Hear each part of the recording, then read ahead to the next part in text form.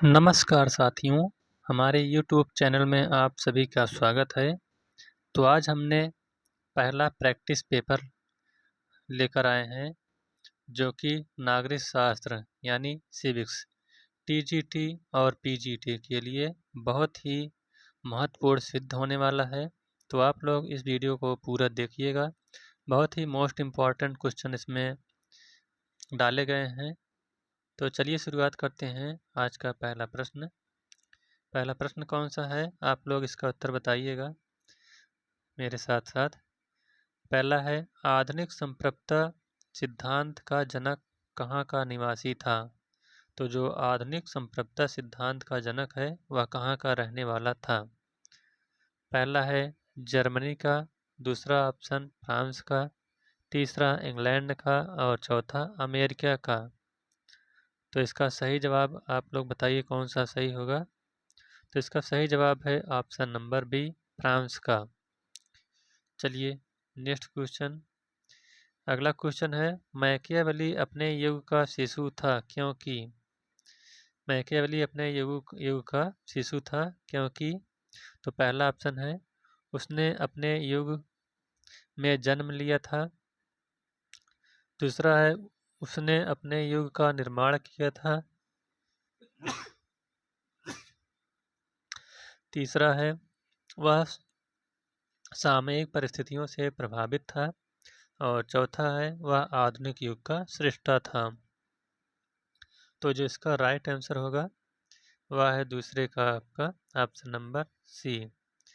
Machiavelli अपने युग का शिशु था क्योंकि वह सामयिक परिस्थितियों से प्रभावित था। अगला क्वेश्चन है, तीसरा है, अभी कुछ समय पहले कौन सा अधिकार विवादास्पद रहा है। पहला है धार्मिक अधिकार, दूसरा संपत्ति का अधिकार, तीसरा मतदान का अधिकार और चौथा निर्वाचन का अधिकार। तो इसका जो राइट आंसर होगा वह है आपका ऑप्शन नंबर बी, संपत्ति का अधिकार। तो संपत्ति का अधिकार 44वें संविधान संशोधन 1976 के द्वारा अब उसको हटाकर 300 का में रख दिया गया है। कौन सा संविधान संशोधन? 44वां संविधान संशोधन। और कब हुआ था? 1976 में हुआ था। अब यह एक कानूनी अधिकार है। चलिए नेक्स्ट क्वेश्चन की ओर चलते हैं। अगला प्रश्न है, आप लोग उत्तर बताइए इसका। प्लेटो के न्याय सिद्धांत के अनुसार न्याय है तो कैसा न्याय है। पहला है जैसे को तैसा, दूसरा प्रतिशोधक, तीसरा सुधारात्मक और चौथा गुणात्मक व विशेषज्ञता में हस्तक्षेप न करना। तो इसका राइट आंसर है ऑप्शन नंबर डी, गुणात्मक व विशेषज्ञता में हस्तक्षेप न करना प्लेटो के न्याय सिद्धांत का सही न्याय है। अगला क्वेश्चन है, फेबियन समाजवाद एक शाखा है तो फेबियन समाजवाद एक किसकी शाखा है। पहला है विकासवादी समाजवाद की, दूसरा फासिज्म की, तीसरा है गिल्ड समाजवाद की और चौथा है सिंडिकेटवाद की। तो इसका राइट आंसर है आपका ऑप्शन नंबर ए, विकासवादी समाज की। तो फेबियनवाद जो एक समाजवाद की शाखा है, यह विकासवादी समाजवाद की एक शाखा है।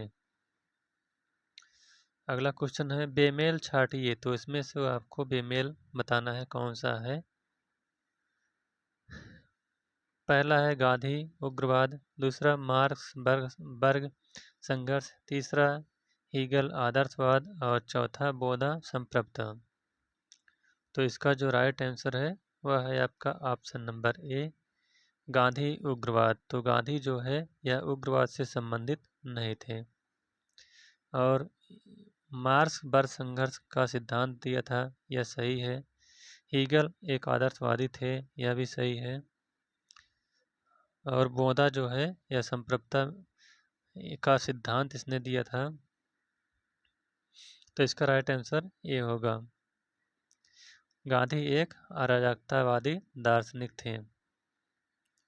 अगला क्वेश्चन है, समाजवाद का उद्देश्य है, तो समाजवाद का उद्देश्य क्या है? पहला है वर्ग संघर्ष, दूसरा सर्वहारा वर्ग का एकाधिकार, तीसरा राज्य की समाप्ति और चौथा आर्थिक क्षेत्र में प्रजातंत्र की स्थापना करना। तो इसका राइट आंसर है ऑप्शन नंबर डी। समाजवाद का उद्देश्य एक आर्थिक क्षेत्र में प्रजातंत्र की स्थापना करना है। चलिए अगले प्रश्न की ओर। अगला प्रश्न है, मैं इस बात की सलाह कतई नहीं दूंगा कि कोई व्यक्ति बिना पढ़े लिखे मतदान में भाग ले। यह कथन किसका है? पहला है ग्रीन, दूसरा स्पेंसर, तीसरा स्मिथ और चौथा जे एस मिल। तो इसका राइट आंसर है option number D, J S Mill. तो जे एस मिल ने कहा है कि मैं इस बात की सलाह कतई नहीं दूंगा कि कोई व्यक्ति बिना पढ़े लिखे मतदान में भाग ले। नेक्स्ट क्वेश्चन है, अगला क्वेश्चन है, अध्यादेशात्मक प्रणाली में कौन किसके प्रति उत्तरदायी होता है?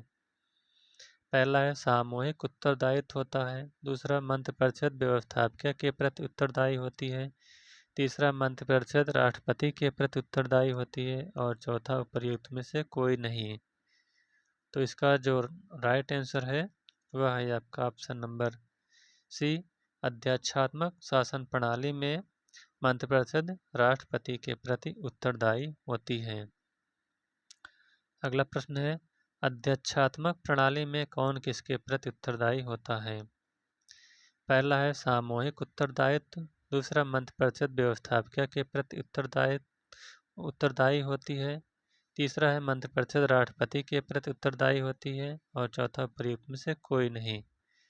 तो इसका जो राइट आंसर है वह है आपका ऑप्शन नंबर सी, मंत्रिपरिषद राष्ट्रपति के प्रति उत्तरदायी होती है। यह अध्यादेशात्मक प्रणाली की एक विशेषता है। अगला क्वेश्चन है, संसदीय शासन प्रणाली का जन्मदाता किसे माना जाता है? तो आपको बताना है संसदीय शासन प्रणाली का जन्मदाता। पहला है ब्रिटेन, दूसरा संयुक्त राज्य अमेरिका, तीसरा सोवियत संघ अमेरिका और चौथा फ्रांस। तो इसका जो राइट आंसर है वह है आपका ऑप्शन नंबर ए, ब्रिटेन। संसदीय शासन प्रणाली का जन्मदाता ब्रिटेन को माना जाता है। अगला क्वेश्चन है, संविधान सभा का प्रथम अधिवेशन किस तिथि को हुआ था?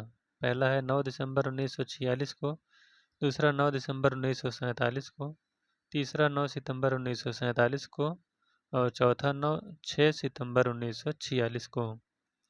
तो जो इसका राइट आंसर होगा वह है आपका ऑप्शन नंबर ए, संविधान सभा का प्रथम अधिवेशन 9 दिसंबर 1946 को हुआ था। अगला क्वेश्चन है, निम्नलिखित में से कौन सी ऐसी शक्ति है जो राष्ट्रपति को प्राप्त है परंतु राज्यपाल को नहीं प्राप्त है?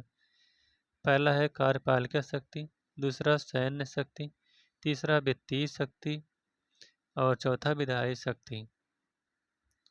तो जो इसका राइट आंसर होगा वह होगा आपका ऑप्शन नंबर बी, सैन्य शक्तियाँ। तो जो ऐसी शक्ति जो राष्ट्रपति को तो प्राप्त है लेकिन राज्यपाल को नहीं प्राप्त है, वह कौन सी शक्ति है? तो वह सैन्य शक्ति है। चलिए अगला क्वेश्चन है, अगला क्वेश्चन, वित्त विधेयक के संबंध में कौन सा कथन असत्य है?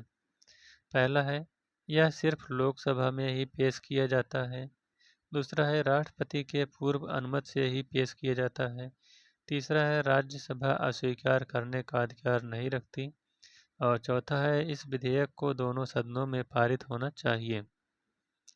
तो वित्त विधेयक के संबंध में कौन सा इसमें गलत है आपको बताना है। तो जो इसका राइट आंसर है ऑप्शन नंबर सी, यानी यही आपका गलत है और बाकी ए, बी और डी ये तीनों सही हैं। चलिए अगला प्रश्न है, प्लेटो ग्रीस का दार्शनिक था, यह बताइए कि प्लेटो पर किसका प्रभाव पड़ा? पहला है अरस्तु, दूसरा सिकंदर, तीसरा कार्ल मार्क्स और चौथा सुकरात। तो इसका राइट आंसर है ऑप्शन नंबर डी, सुकरात। तो प्लेटो जो कि ग्रीक का दार्शनिक था उसका प्रभाव मतलब उस पर प्रभाव सुकरात का पड़ा।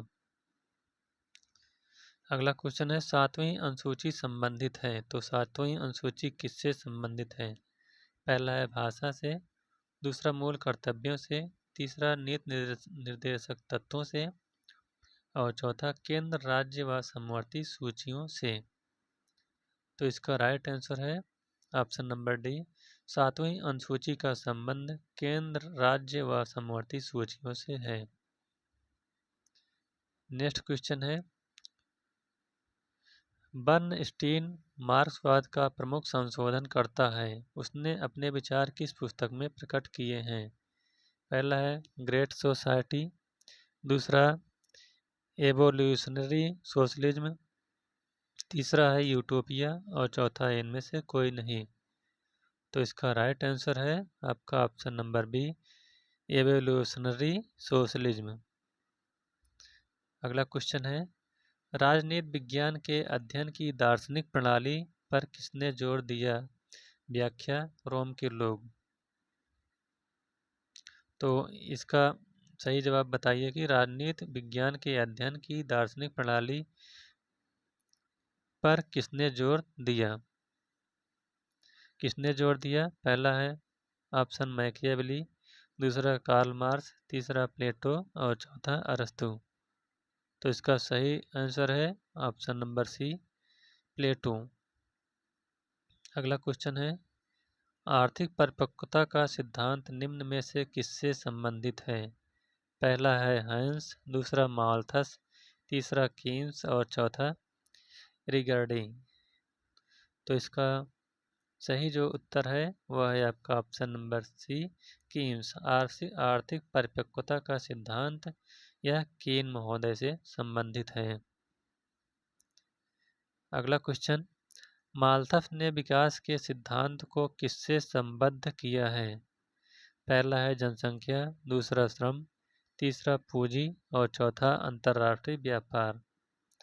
तो जो इसका राइट आंसर है वह है आपका ऑप्शन नंबर ए, माल्थस ने विकास के सिद्धांत को जनसंख्या से संबद्ध किया है। अगला क्वेश्चन है पोस्ट कार्व की अवधारणा किस विद्वान की देन है? तो आपको इसमें पोस्ट कार्व की अवधारणा को बताना है किस विद्वान ने दिया है। पहला है पॉल एपेलबी, दूसरा लूथर गुलिक, तीसरा वुडरो विल्सन और चौथा मिस फॉलेट। तो इसका राइट आंसर है ऑप्शन नंबर ए, पोस्ट कार्व की अवधारणा का सिद्धांत जो है यह लूथर गुलिक ने दिया है। अगला क्वेश्चन है पद सोपान का वास्तविक अर्थ क्या है? पहला है पदों की स्थापना, दूसरा पदों का समान वितरण, तीसरा पदों का श्रेणीवार वितरण और चौथा पदों को श्रृंखलाबद्ध करना। तो इसका जो राइट आंसर है वह है आपका ऑप्शन नंबर डी, पद सोपान का वास्तविक अर्थ है पदों को श्रृंखलाबद्ध करना। अगला क्वेश्चन है उच्चतर द्वारा निम्नतर को दिया गया आदेश ही कानून है, तो यह किसका कथन है? पहला है ऑस्टिन का, दूसरा डायसी का, तीसरा लॉक का और चौथा रूसो का। तो इसका जो राइट आंसर है वह आपका हो जाएगा ऑप्शन नंबर ए, उच्चतर द्वारा निम्नतर को दिया गया आदेश ही कानून है। यह कथन जॉन ऑस्टिन का है। अगला क्वेश्चन है सुखवादी दर्शन का आधार है, तो सुखवादी दर्शन का आधार क्या है? पहला है गांधीवाद, दूसरा उपयोगितावाद, तीसरा व्यक्तिवाद और चौथा आदर्शवाद। तो इसका जो राइट आंसर होगा वह है आपका सुखवादी दर्शन का आधार उपयोगितावाद है। चलिए अगले प्रश्न की ओर चलते हैं। अगला प्रश्न है बेंथम के उपयोगितावाद में संशोधन करने वाले दार्शनिक थे, तो वह कौन से दार्शनिक है जिन्होंने बेंथम के उपयोगितावाद में संशोधन किया? पहला है लास्की, दूसरा जे एस मिल, तीसरा ग्रीन और चौथा बोसांके। तो जो इसका राइट आंसर है वह है आपका option number B, J S Mill. J S Mill ने बेंथम के उपयोगितावाद में संशोधन किया। चलिए नेक्स्ट क्वेश्चन है न्याय सामाजिक भी है और व्यक्तिगत भी है, यह कथन किस विद्वान का है? पहला है सिसरो, दूसरा मिल, तीसरा मार्क्स और चौथा प्लेटो। तो इसका राइट आंसर है ऑप्शन नंबर डी, प्लेटो। न्याय सामाजिक भी है और व्यक्तिगत भी है, यह कथन प्लेटो का है। अगला क्वेश्चन है, अपनी क्षमता अनुसार कार्य और आवश्यकता अनुसार वेतन किससे संबंधित है? तो यह किस विद्वान ने कहा है कि अपनी क्षमता अनुसार कार्य करो और आवश्यकता अनुसार वेतन पाओ? पहला है समाजवाद, दूसरा फांसीवाद, तीसरा साम्यवाद और चौथा अराजकतावाद। तो इसका 28 का आपका सही हो जाएगा ऑप्शन नंबर सी, साम्यवाद। तो साम्यवाद कहता है कि अपनी क्षमता अनुसार कार्य और आवश्यकता अनुसार वेतन पाओ। चलिए नेक्स्ट क्वेश्चन है, अगला क्वेश्चन है, मार्क्सवाद के अनुसार राज्य का, तो मार्क्सवाद के अनुसार आपको राज्य बताना है कि राज्य का क्या होगा। पहला ऑप्शन है अंत में लोप हो जाएगा, दूसरा ऑप्शन है अंत तक बना रहेगा, तीसरा है सर्वशक्तिमान बन जाएगा और चौथा है उपरोक्त में से कोई नहीं। तो मार्क्सवाद के अनुसार राज्य जो है यह अंत में लोप हो जाएगा, यानी ऑप्शन नंबर ए इसका सही उत्तर हो जाएगा। चलिए अगला प्रश्न है, राज्य जीवन के अस्तित्व में आया है और सदजीवन के लिए अस्तित्व में बना हुआ है, यह किसका विचार है? पहला है प्लेटो का, दूसरा अरस्तु का, तीसरा सुकरात का और चौथा रूसो का। तो इसका सही आंसर है आपका ऑप्शन नंबर बी, अरस्तु का। तो अरस्तु ने कहा कि राज्य जीवन के अस्तित्व में आया है और सदजीवन के लिए अस्तित्व में बना हुआ है।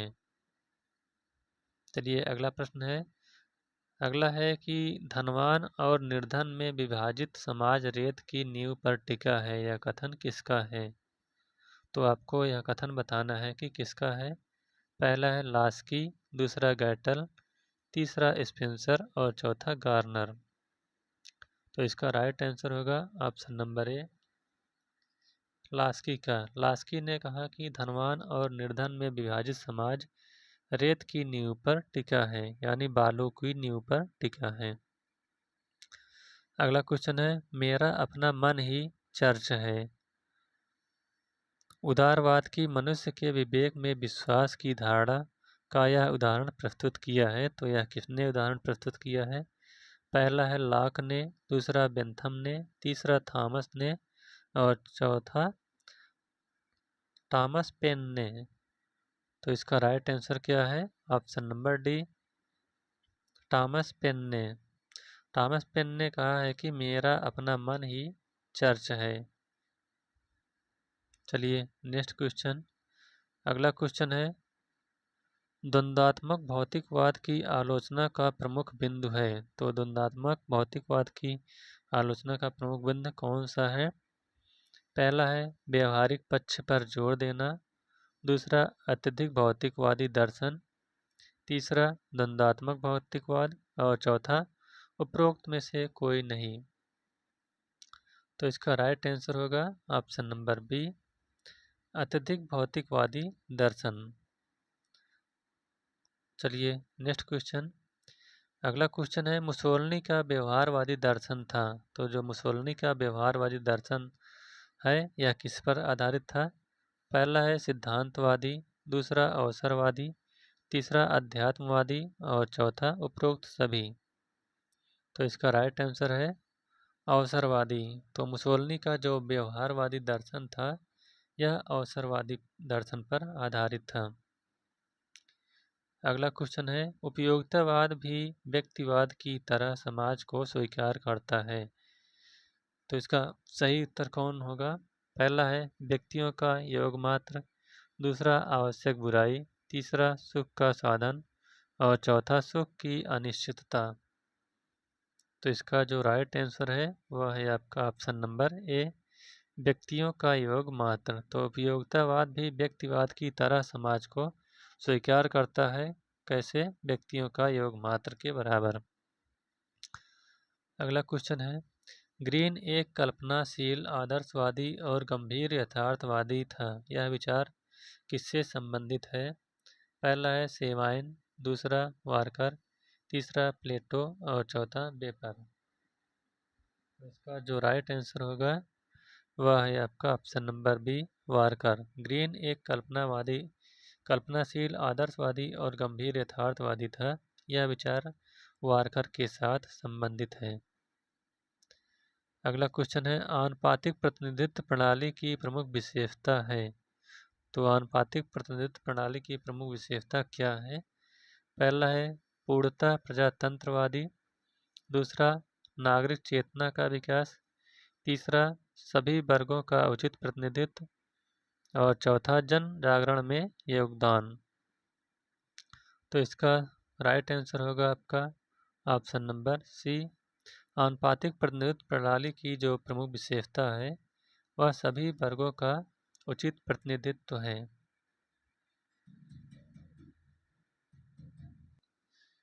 चलिए नेक्स्ट प्रश्न की ओर चलते हैं। अगला क्वेश्चन है, निम्न में से किस तरह के राज्यों में संघात्मक शासन उपयुक्त प्रणाली है? पहला है विशाल राज्य में, दूसरा कल्याणकारी राज्य में, तीसरा छोटे राज्य में और चौथा उक्त में कोई नहीं। तो इसका राइट आंसर है ऑप्शन नंबर ए, विशाल राज्य में। चलिए फटाफट रिवीजन करते रहिए। अगला क्वेश्चन है, नौकरशाही मंत्रिमंडलीय उत्तरदायित्व के अधीन पनपती है, यह कथन किसका है? पहला है हीवर्ट का, दूसरा लास्की का, तीसरा फाइनर का और चौथा रैमजे मेयर का। तो यह कथन ऑप्शन नंबर डी यानी रैमजे मेयर ने कहा है कि नौकरशाही मंत्रिमंडलीय उत्तरदायित्व के अधीन पनपती है। यह कथन रैमजे मेयर ने कहा है। अगला क्वेश्चन है, महात्मा गांधी ने असहयोग आंदोलन क्यों समाप्त किया था? पहला है चौरी चौरा कांड के द्वारा, दूसरा मुस्लिमों की उपेक्षा के कारण, तीसरा ब्रिटिश सरकार का अनुभूत का वादा और चौथा सीमित प्रतिनिधित्व के कारण। तो इसका जो राइट आंसर है वह है ऑप्शन नंबर ए, महात्मा गांधी ने अपना असहयोग आंदोलन चौरी चौरा कांड के द्वारा समाप्त कर दिया था। अगला क्वेश्चन है, अनुच्छेद 51 का जोड़कर मूल कर्तव्यों का उल्लेख किया गया है। तो वह किसमें किया गया है? पहला है 45वें संशोधन द्वारा, दूसरा 43वें संशोधन द्वारा, तीसरा 42वें संशोधन द्वारा और चौथा 44वें संविधान संशोधन द्वारा। तो जो अनुच्छेद 51 का मूल कर्तव्य में जोड़कर उसका उल्लेख किया गया है, इसका राइट आंसर होगा 42वें संविधान संशोधन, जो कि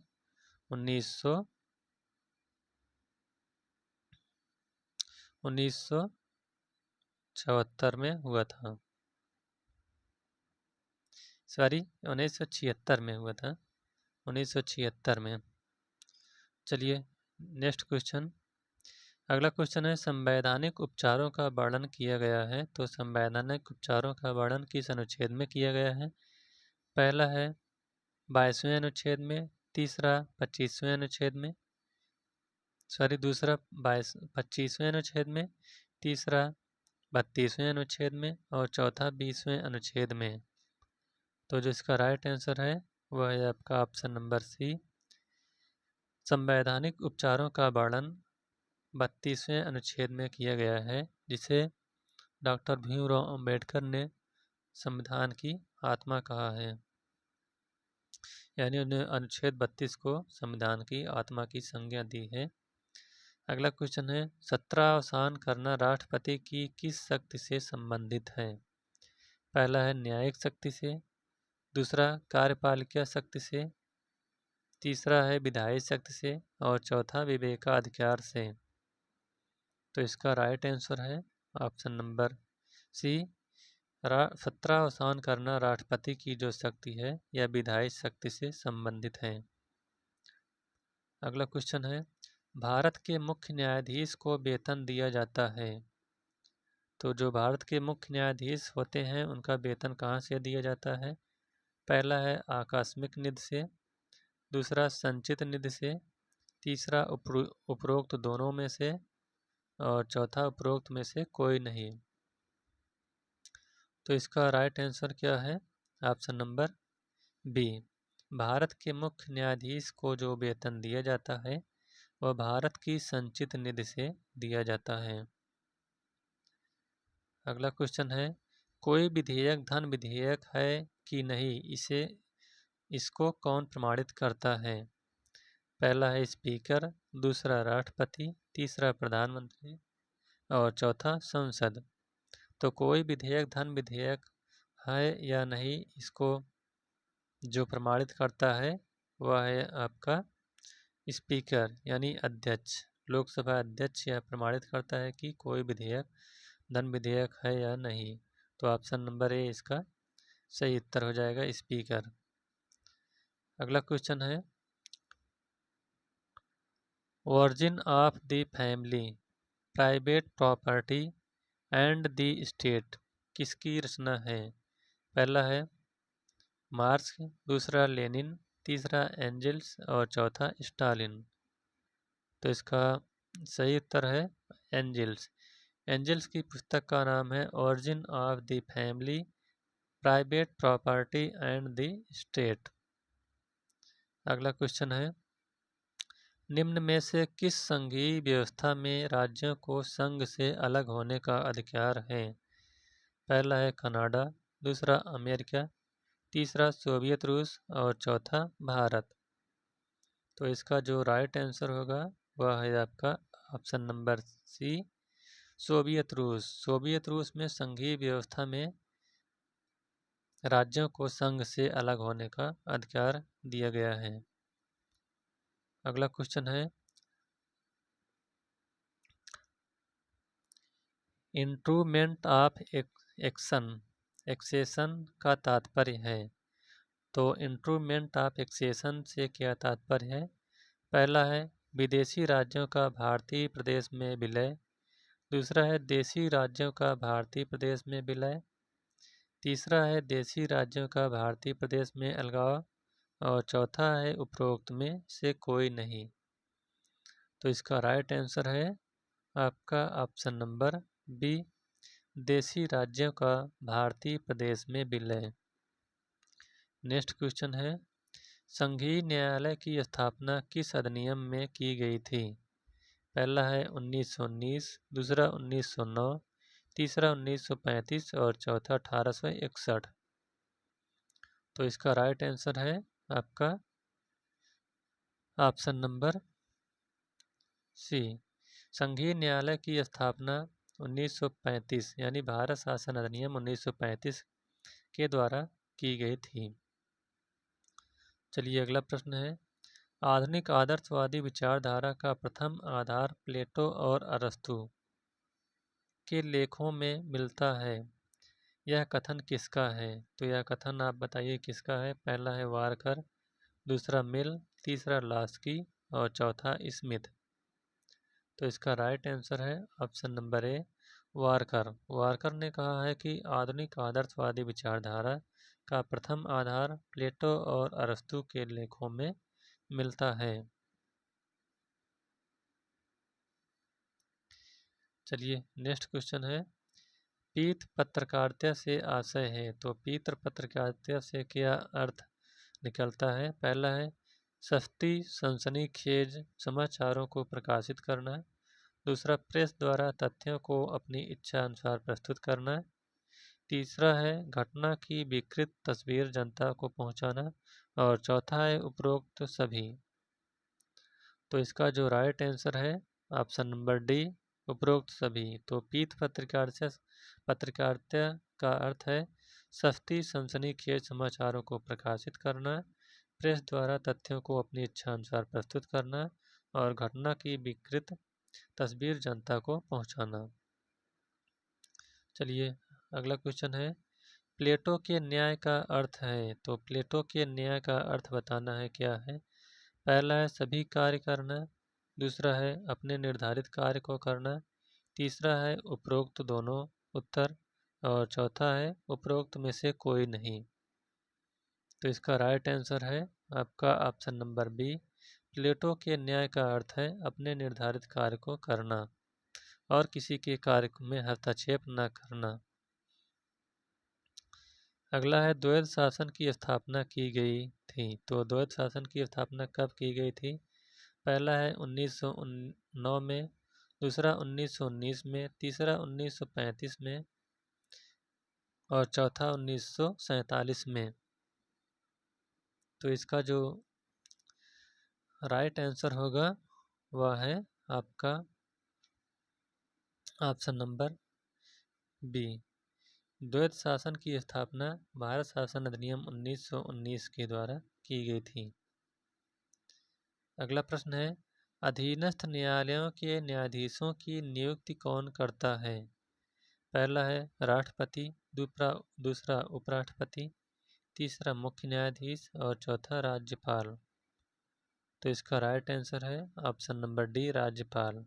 अधीनस्थ न्यायालयों के न्यायाधीशों की नियुक्ति राज्यपाल के द्वारा की जाती है। अगला क्वेश्चन है अशोक मेहता समिति का संबंध है। तो अशोक मेहता समिति का संबंध किससे है? पहला है ग्रामीण उन्नयन से, दूसरा सार्वजनिक विकास से, तीसरा पंचायती राज से और चौथा उपरोक्त में से कोई नहीं। तो इसका राइट आंसर है option number C. Ashok Mehta समिति का संबंध पंचायती राज व्यवस्था से संबंधित है। चलिए अगला प्रश्न है रिपब्लिक द्वारा दूसरा शीर्षक है। तो रिपब्लिक का दूसरा शीर्षक क्या है? पहला है कानून से संबंधित, दूसरा न्याय से संबंधित, तीसरा शिक्षा से संबंधित और चौथा उपरोक्त सभी। तो इसका राइट आंसर हो जाएगा ऑप्शन नंबर बी। प्लेटो का रिपब्लिक जो लिखा गया है यह दूसरा इसका शीर्षक था, न्याय से संबंधित। अगला क्वेश्चन है प्रत्यक्ष लोकतंत्र का मसीहा कहलाता है। तो प्रत्यक्ष लोकतंत्र का मसीहा किसे कहा जाता है? पहला है लॉक, दूसरा रूसो, तीसरा हॉब्स और चौथा प्लेटो। तो इसका राइट आंसर है आपका ऑप्शन नंबर बी। प्रत्यक्ष लोकतंत्र का मसीहा रूसो को कहा जाता है। अगला क्वेश्चन है यह प्रथम व्यक्ति जिसने एक भूमि के टुकड़े को के चतुर्दिक बाड़ा बनाया तथा कहा कि यह मेरी भूमि है और जिसका कि अन्य व्यक्तियों ने अपनी नादानी के कारण विश्वास कर लिया, समाज का यथार्थ संस्थापक था। यह किसने लिखा है? तो यह किसने लिखा है? पहला है अरस्तु, दूसरा रूसो, तीसरा लॉक और चौथा हॉब्स। तो इसका राइट आंसर है आपका ऑप्शन नंबर बी। यह कथन रूसो का है। अगला क्वेश्चन है राज्य की उत्पत्ति का सर्वाधिक मान्य सिद्धांत कौन है? पहला है विकासवादी, दूसरा आर्थिक, तीसरा शक्ति और चौथा दैवी सिद्धांत। तो इसका राइट आंसर है ऑप्शन नंबर ए। राज्य की उत्पत्ति का सर्वाधिक मान्य सिद्धांत जो है यह विकासवादी सिद्धांत है। अगला क्वेश्चन है हॉब्स का जन्म कब हुआ था? पहला है 15 अप्रैल 1588 को, दूसरा 5 अप्रैल 1688 को, तीसरा 5 अप्रैल 1488 को और चौथा 5 अप्रैल 1588 को। तो इसका जो राइट आंसर है वह है आपका ऑप्शन नंबर डी। 5 अप्रैल 1588 को हॉब्स का जन्म हुआ था। अगला क्वेश्चन है आधुनिक काल का वह प्रथम विचारक कौन था जिसने स्पष्ट शब्दों में यह कहा कि राज्य की सदस्यता के बिना व्यक्ति के लिए नैतिक जीवन असंभव है? पहला है मार्क्स, दूसरा बोदा, तीसरा रूसो और चौथा लॉक। तो यह कथन किसके द्वारा कहा गया था? तो यह जुड़ जाएगा आपका रूसो के द्वारा। ऑप्शन नंबर सी इसका सही उत्तर हो जाएगा। चलिए अगला प्रश्न है निम्न में से कौन सा कथन सही है? पहला है सरकार राज्य की मालिक नहीं है। दूसरा, सरकार राज्य की एजेंट नहीं है। तीसरा, सरकार राज्य की मालिक नहीं है। और चौथा है, सरकार राज्य की एजेंट है। तो इसका सही उत्तर है आपका ऑप्शन नंबर डी, सरकार राज्य की एजेंट है। यही आपका कथन सही है और बाकी तीनों गलत हैं। चलिए अगले प्रश्न की ओर चलते हैं। अगला प्रश्न है, योग्यता की अतिजीविता के सिद्धांत का प्रतिपादन किसने किया? पहला है बोदा, दूसरा स्पेंसर, तीसरा प्लेटो और चौथा अरस्तु। तो इसका राइट आंसर है स्पेंसर। योग्यता की अतिजीविता के सिद्धांत का प्रतिपादन स्पेंसर के द्वारा किया गया। अगला क्वेश्चन है, अब तक के दार्शनिकों ने केवल विश्व की व्याख्या की है, जबकि आवश्यकता है कि उसे बदलने की। यह किसने कहा है? पहला है लेनिन, दूसरा अरस्तु, तीसरा मार्क्स और चौथा प्लेटो। तो इसका राइट आंसर है option number C, Marx. Marx ने कहा है कि अब तक के दार्शनिकों ने केवल विश्व की व्याख्या की है, जबकि आवश्यकता है कि उसे बदलने की। अगला क्वेश्चन है, ब्रिटिश आदर्शवाद का प्रवर्तक किसे कहा जाता है? पहला है वारकर, दूसरा बोसांके, तीसरा ब्रैंडले और चौथा ग्रीन। तो इसका राइट आंसर है ऑप्शन नंबर डी, यानी ब्रिटिश आदर्शवाद का प्रवर्तक ग्रीन को कहा जाता है, टी.एच. ग्रीन। अगला क्वेश्चन है, विश्व में प्रथम समाजवादी राज्य की स्थापना किसने की? पहला है माओ, दूसरा ब्लाटस्की, तीसरा लेनिन और चौथा मार्क्स। तो इसका राइट आंसर है ऑप्शन नंबर सी, लेनिन। विश्व में प्रथम समाजवादी राज्य की स्थापना लेनिन ने की थी। अगला क्वेश्चन है, व्यक्तिवाद को और किस नाम से जाना जाता है? पहला है हस्तक्षेप, दूसरा श्रेणी समाजवाद, तीसरा अराजकतावाद के प्रत्येक और चौथा है समाजवाद। ये तीसरा है अराजकतावाद। तो इसमें आपका कौन सा सही होगा 70 का? वह है ऑप्शन नंबर ए, यानी व्यक्तिवाद को और किस नाम से जाना जाता है? तो वह हस्तक्षेप के नाम से जाना जाता है। अगला क्वेश्चन है, नकारात्मक उदारवाद का आर्थिक आधार पर प्रतिपादन किसके द्वारा किया गया? पहला है माओ, दूसरा मार्क्स, तीसरा स्मिथ और चौथा स्पेंसर। तो इसका राइट आंसर है option number C, Spencer. Spencer ने नकारात्मक उदारवाद का आर्थिक आधार पर प्रतिपादन किया है। अगला क्वेश्चन है, निम्न में से कौन स्वप्नलोकी समाजवादी था? पहला है माओ, दूसरा लेनिन, तीसरा चार्ल्स फोरियर और चौथा मार्क्स। तो इसका राइट आंसर है option number D, Charles Fourier जो था यह एक स्वप्नलोकी समाजवादी दार्शनिक था या विचारक था। अगला क्वेश्चन है, व्यावसायिक प्रतिनिधित्व का सिद्धांत किसने प्रतिपादित किया? पहला है जी.डी.एच. कोल, दूसरा लास्की, तीसरा वार्कर और चौथा लिंडसे। तो इसका राइट आंसर है ऑप्शन नंबर सी, वार्कर। तो व्यावसायिक प्रतिनिधित्व का सिद्धांत जो है यह वार्कर ने दिया था। अगला क्वेश्चन है, किस प्रकार के राज्य में जनमत पूरी तरह से राज्य के नियंत्रण में होता है? पहला है विकासवादी राज्य, दूसरा लोकतांत्रिक राज्य, तीसरा साम्यवादी राज्य और चौथा समाजवादी राज्य। तो इसका राइट आंसर है आपका ऑप्शन नंबर डी, समाजवादी राज्य। समाजवादी राज्य में जनमत पूरी तरह से राज्य के नियंत्रण में होता है। अगला क्वेश्चन है, निम्न में से किस देश में द्विदलीय प्रणाली सुचारू रूप से कार्य कर रही है? पहला है जर्मनी, दूसरा भारत, तीसरा यूएसएसआर यानी रूस और चौथा ब्रिटेन। तो इसका राइट आंसर होगा आपका ऑप्शन नंबर डी।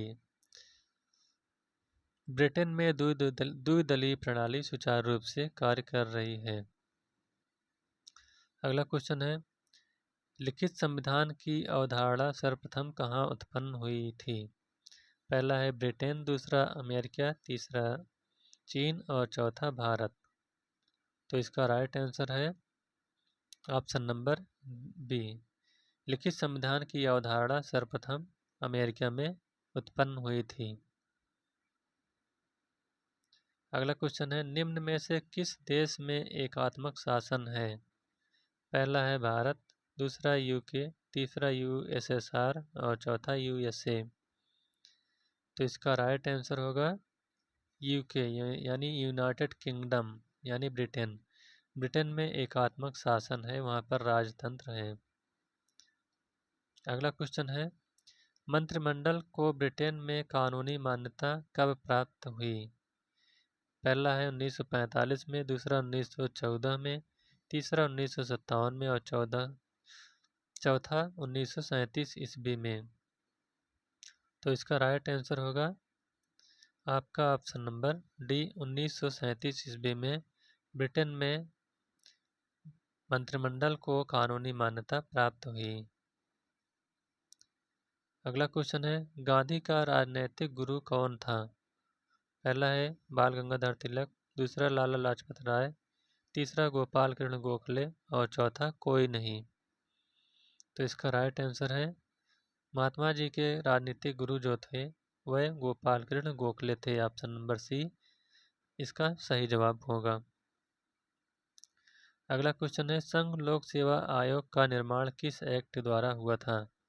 पहला है 1935, दूसरा 1919, तीसरा 1909 और चौथा इसमें से कोई नहीं।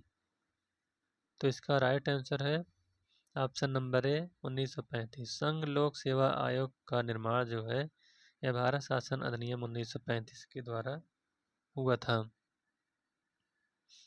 अगला क्वेश्चन है, डॉक्टर राजेंद्र प्रसाद को संविधान सभा का अस्थायी अध्यक्ष कब चुना गया?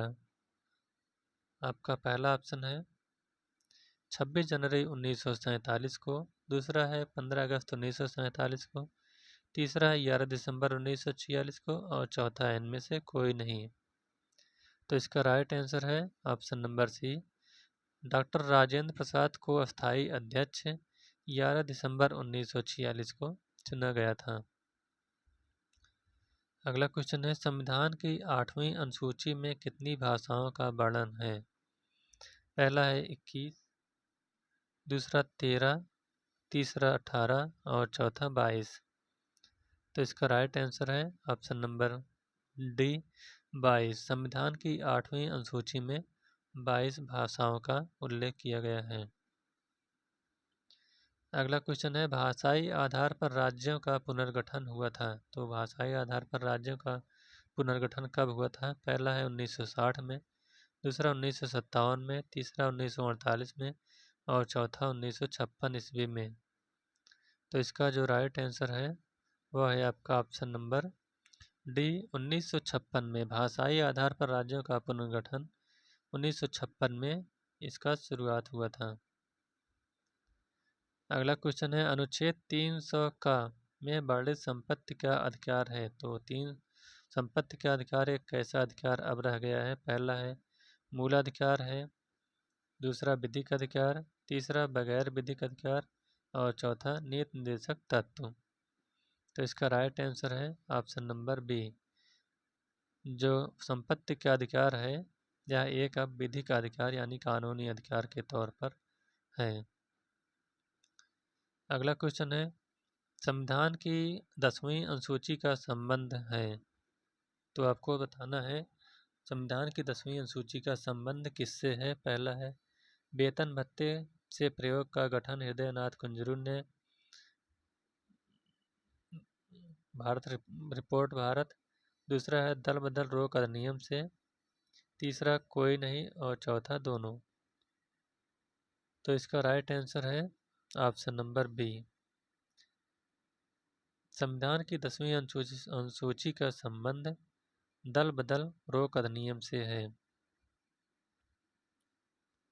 अगला क्वेश्चन है, राज्यसभा विघटित हो जाती है तो राज्यसभा विघटित कैसे होती है? पहला है प्रत्येक 2 वर्ष बाद, दूसरा 4 वर्ष बाद, तीसरा 6 वर्ष बाद और चौथा कभी नहीं। तो इसका राइट आंसर होगा ऑप्शन नंबर डी, कभी नहीं। तो राज्यसभा कभी भी विघटित नहीं होती, बल्कि उसके 1/3 सदस्य हर दूसरे वर्ष अपना पद त्याग देते हैं।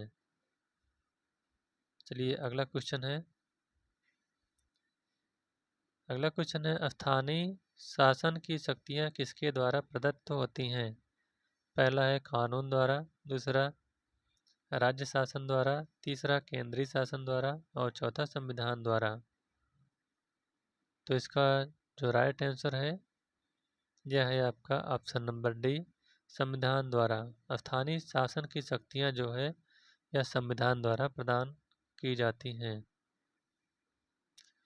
अगला क्वेश्चन है, निम्न में से प्लेटो का कौन सा ग्रंथ मोनोलॉग शैली में लिखा गया है? मोनोलॉग नहीं, ये गलत लिखा गया है, यहाँ पर होगा डायलॉग। प्लेटो की कौन सी रचना जो है या ग्रंथ है डायलॉग शैली में लिखा गया है? पहला है रिपब्लिक, दूसरा लॉज, तीसरा स्टेटमेंट्स और चौथा कोई नहीं। तो इसका राइट आंसर है आपका ऑप्शन नंबर ए, रिपब्लिक। रिपब्लिक जो प्लेटो की एक महान रचना या ग्रंथ है, तो वह डायलॉग शैली में लिखी गई है। अगला है, सद्गुण ज्ञान है किसने कहा? पहला है ग्रीन, दूसरा अरस्तु, तीसरा सुकरात और चौथा प्लेटो। तो इसका राइट आंसर है ऑप्शन नंबर सी, सुकरात। सुकरात ने कहा कि सद्गुण ही ज्ञान है। अगला प्रश्न है, किसने कहा मनुष्य एक सामाजिक प्राणी है? पहला है मार्क्स, दूसरा मैकियावेली, तीसरा अरस्तु और चौथा प्लेटो। तो यह कथन अरस्तु ने कहा कि मनुष्य एक सामाजिक प्राणी है। ऑप्शन नंबर सी इसका सही उत्तर हो जाएगा।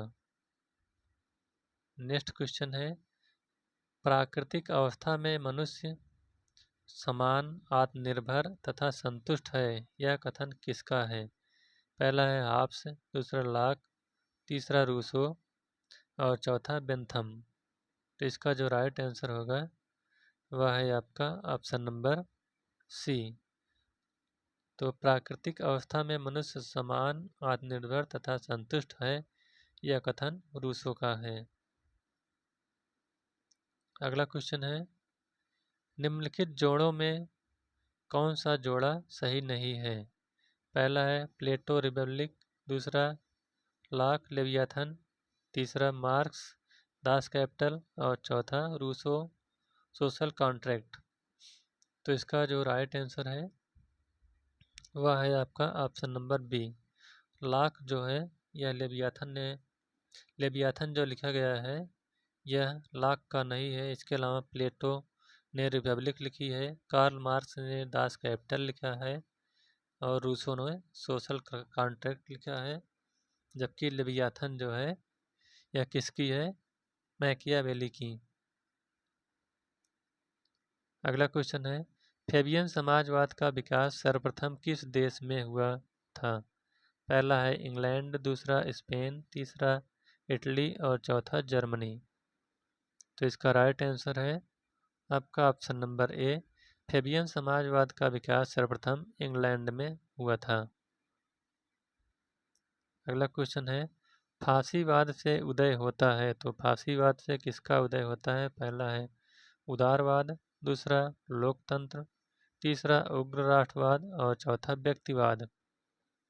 तो इसका राइट आंसर होगा ऑप्शन नंबर सी, उग्र राष्ट्रवाद। फांसीवाद से उदय उग्र राष्ट्रवाद का होता है। अगला क्वेश्चन है, राज्यों के राज्यपालों की नियुक्ति करते हैं तो राज्यों के राज्यपालों की नियुक्ति कौन करते हैं? पहला है भारत के प्रधान न्यायाधीश, दूसरा है राष्ट्रपति, तीसरा राज्य के उच्च न्यायालयों के मुख्य न्यायाधीश और चौथा है राज्यसभा के सभापति।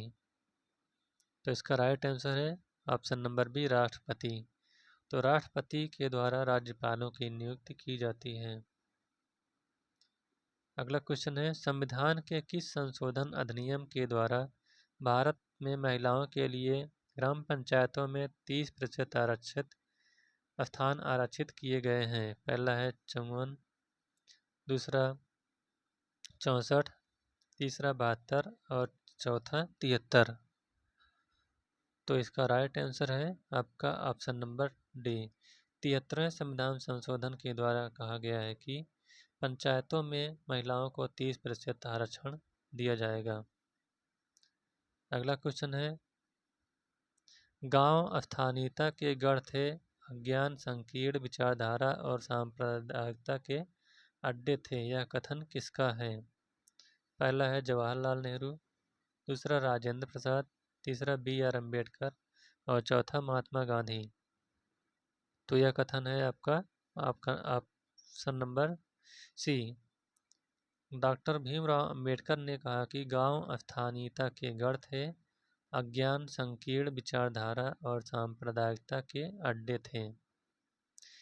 ऑप्शन नंबर सी इसका सही उत्तर हो जाएगा। अगला प्रश्न है, प्लेटो के साम्यवाद और आधुनिक साम्यवाद में समानता है क्योंकि? तो इसमें पहला ऑप्शन है, दोनों व्यक्ति की तुलना में राज्य एवं समाज को अधिक महत्व देते हैं। दूसरा है, दोनों आदर्श राज्य को प्राप्त करना चाहते हैं। तीसरा, दोनों त्याग में विश्वास करते हैं और चौथा, दोनों व्यक्ति के अधिकारों पर अधिक बल देते हैं। तो इसका जो राइट आंसर होगा वह है आपका 99 का ऑप्शन नंबर ए, यानी दोनों व्यक्ति की तुलना में राज्य एवं समाज को अधिक महत्व देते हैं। अगला क्वेश्चन है, हांस को व्यक्तिवादी कहा गया है क्योंकि? यह हांस नहीं, यह हाब्स होगा। हाब्स को व्यक्तिवादी कहा गया है क्योंकि? पहला ऑप्शन है, वह प्राकृतिक अधिकारों की बात करता है। दूसरा, वह राज्य में समान सशर्त समर्पण की अनुमति देता है। वह राज्य के सामने सशर्त समर्पण की अनुमति देता है। तीसरा है, वह राजा के सामने सशर्त समर्पण की अनुमति देता है। चौथा है, वह समझता है कि बौद्धिक आत्मरक्षा सामाजिक समझौता चाहती है। तो इसका राइट आंसर होगा आपका ऑप्शन नंबर डी, वह समझता है कि बौद्धिक आत्मरक्षा सामाजिक समझौता चाहती है। तो यही हाब्स को व्यक्तिवादी कहा गया है इसीलिए। अगला क्वेश्चन है, ग्रीन ने स्वतंत्रता की इस प्रकार परिभाषा की है। पहला है, ऐसे कार्यों को करने की क्षमता जो करने योग्य है। दूसरा, विधि की अनुपस्थिति। तीसरा, कोई भी कार्य करने का परमिट और चौथा, प्रतिबंधों का अभाव। तो इसका राइट आंसर है ऑप्शन नंबर ए। ग्रीन ने स्वतंत्रता की परिभाषा देते हुए कहा है कि ऐसे कार्यों को करने की क्षमता जो करने योग्य है। Option number A is the right answer. अगला क्वेश्चन है, न्याय शक्तिशाली का हित है या किसका कथन है? पहला है पॉलीमार्कस, दूसरा प्लेटो, तीसरा ग्लूकान और चौथा थ्रेसीमेकस। तो दूसरे का आपका सही हो जाएगा ऑप्शन नंबर डी, थ्रेसीमेकस। थ्रेसीमेकस ने कहा है कि न्याय शक्तिशाली का हित है। अगला क्वेश्चन है, निम्नलिखित में से अधिकारों का कौन सा सिद्धांत प्राचीनतम है? पहला है प्राकृतिक अधिकारों का सिद्धांत, दूसरा अधिकारों का ऐतिहासिक सिद्धांत, तीसरा अधिकारों का आर्थिक सिद्धांत और चौथा अधिकारों का आदर्शवादी सिद्धांत। तो इसका तीसरे का आपका सही हो जाएगा ऑप्शन नंबर ए, प्राकृतिक अधिकारों का सिद्धांत यह सबसे प्राचीन अधिकार के सिद्धांत के अंतर्गत आता है। अगला है, युद्ध के विषय में T.H. ग्रीन ने कहा है कि वह, तो वह क्या? पहला है राज्य की संप्रभुता का प्रतीक है, दूसरा सामूहिक नरसंहार है, तीसरा सामाजिक विकृतियों का प्राकृतिक उपचार है। और चौथा राज्य की विस्तारवादी इच्छा का प्रतीक है। तो इसका राइट आंसर है युद्ध के विषय में टी.एच. ग्रीन ने कहा है कि युद्ध एक सामूहिक नरसंहार है। ऑप्शन नंबर बी इसका सही उत्तर हो जाएगा। अगला क्वेश्चन है, किसने संघात्मक सरकार की परिभाषा देते हुए कहा है कि वह राष्ट्रीय एकता एवं सत्ता तथा राज्य के अधिकारों में सामंजस्य स्थापित करने का एक राजनैतिक संयंत्र है। पहला ऑप्शन है के.सी. हुइयर, दूसरा हरफन माइनर, तीसरा है ए.बी. डायसी और चौथा एल.डी. व्हाइट। तो इसका राइट आंसर है आपका option number C, A B. Dicey. A B. Dicey ने कहा है कि राष्ट्रीय एकता एवं सत्ता तथा राज्य के अधिकारों में सामंजस्य स्थापित करने का एक राजनैतिक संयंत्र है।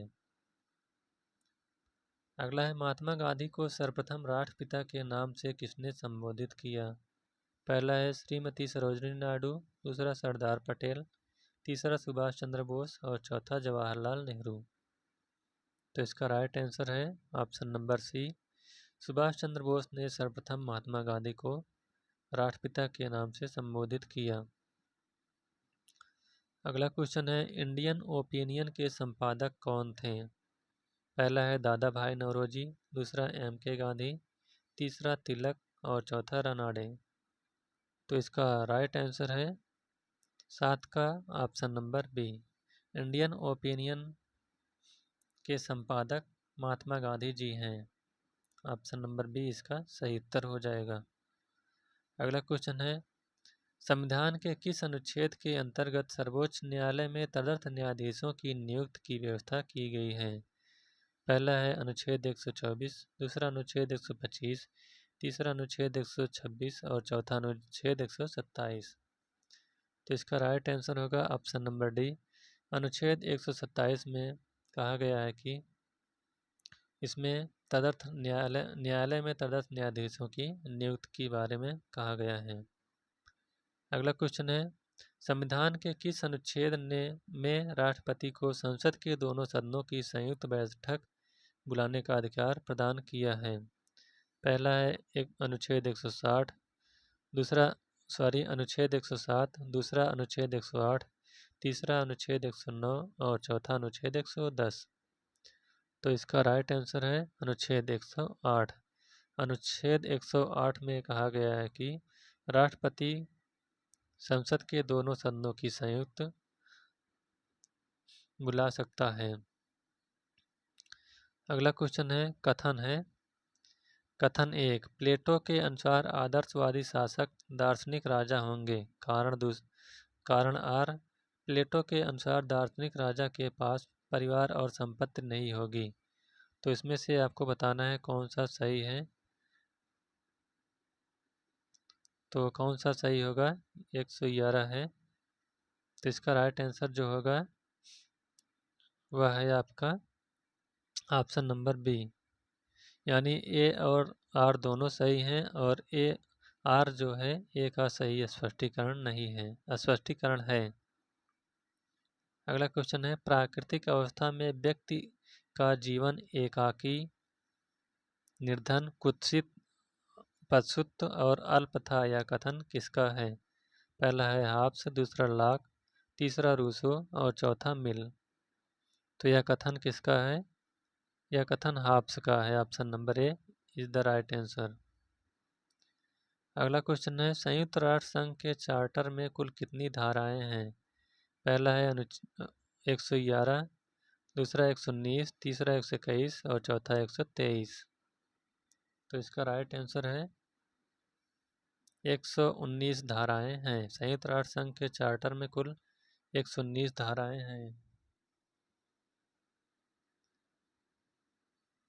अगला क्वेश्चन है, हित समूह पाए जाते हैं। तो हित समूह कहाँ पर पाए जाते हैं। पहला है केवल लोकतांत्रिक देशों में, दूसरा पूंजीवादी समाजों में, तीसरा केवल सर्वाधिकारवादी देशों में और चौथा सभी देशों में। तो इसका राइट आंसर हो जाएगा आपका ऑप्शन नंबर डी, सभी देशों में। तो हित समूह जो है यह सभी देशों में पाए जाते हैं, जैसे केवल लोकतांत्रिक देशों में, पूंजीवादी समाजों में, केवल सर्वाधिकारवादी देशों में, यानी सभी देशों में। ऑप्शन नंबर डी इसका सही उत्तर है। अगला क्वेश्चन है, संयुक्त राष्ट्र सुरक्षा परिषद में रूस को अस्थायी सदस्यता उसकी किस योग्यता के आधार पर दी गई थी? पहला है पूर्व सोवियत संघ का उत्तराधिकारी राज्य, दूसरा विश्व में द्वितीय सर्वाधिक शक्तिशाली देश, तीसरा क्षेत्र के संबंध में विश्व का सबसे बड़ा देश, और चौथा विश्व में सबसे प्राचीन सभ्यता। तो इसका जो राइट आंसर होगा वह है आपका ऑप्शन नंबर ए, पूर्व सोवियत संघ का उत्तराधिकारी राज्य। अगला क्वेश्चन है, संयुक्त राष्ट्र के घोषणा पत्र पर कितने राष्ट्रों ने 26 जून 1945 को हस्ताक्षर किए थे? पहला है 51, दूसरा 50, तीसरा 61 और चौथा 64। तो इसका राइट आंसर है 51 देशों ने संयुक्त राष्ट्र के घोषणा पत्र पर 26 जून 1945 को 51 देशों ने या राष्ट्रों ने हस्ताक्षर किए थे। अगला क्वेश्चन है, संयुक्त राष्ट्र संघ की महासभा की बैठकें होती हैं तो कब होती हैं? पहला है 1 वर्ष में 1 बार, दूसरा 1 वर्ष में 2 बार, तीसरा है 2 वर्ष में 1 बार और चौथा है 3 वर्ष में 1 बार। तो इसका राइट आंसर है संयुक्त राष्ट्र संघ की महासभा की जो बैठकें होती हैं वह 1 वर्ष में 1 बार होती हैं। ऑप्शन नंबर ए इसका सही उत्तर हो जाएगा। अगला है, विश्व स्वास्थ्य संगठन का मुख्यालय कहाँ है? पहला है वियना, दूसरा रोम, तीसरा न्यूयॉर्क और चौथा जिनेवा। तो इसका राइट आंसर है ऑप्शन नंबर डी, जेनेवा। विश्व स्वास्थ्य संगठन का मुख्यालय जेनेवा में है। अगला क्वेश्चन है, यूएनओ की स्थापना कब हुई थी? पहला है 1945, दूसरा 1946, तीसरा 1947 और चौथा 1948। तो इसका राइट आंसर है आपका ऑप्शन नंबर ए, 1945। यूएनओ की स्थापना 1945 ईस्वी में हुई थी। अगला क्वेश्चन है, संयुक्त राष्ट्र संघ के कुल कितने मुख्य अंग हैं? पहला है 7, दूसरा 5, तीसरा 6 और चौथा 8। तो इसका राइट आंसर है संयुक्त राष्ट्र संघ के कुल 6 अंग हैं। अगला प्रश्न है, दक्षिण पूर्व एशियाई सहयोग संगठन यानी आसियान का मुख्यालय स्थित है।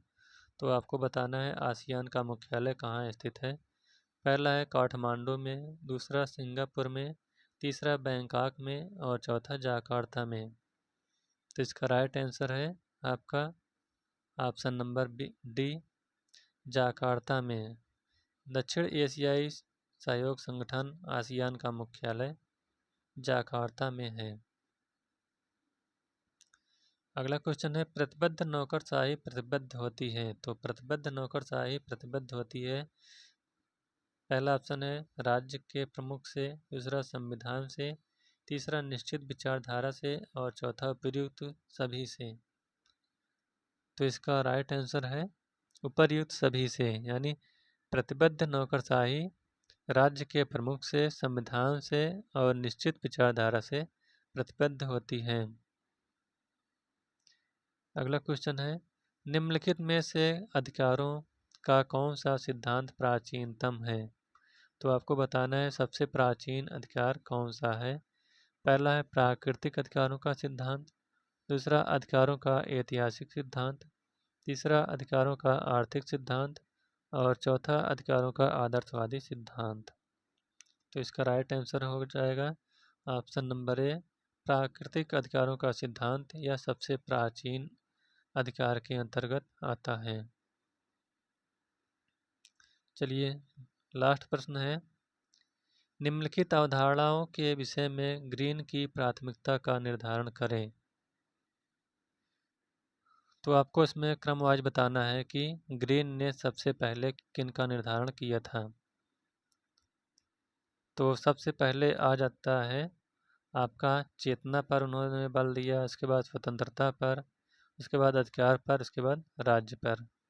तो इसका सही उत्तर हो जाएगा ऑप्शन नंबर ए, 1, 4, 3 और 2।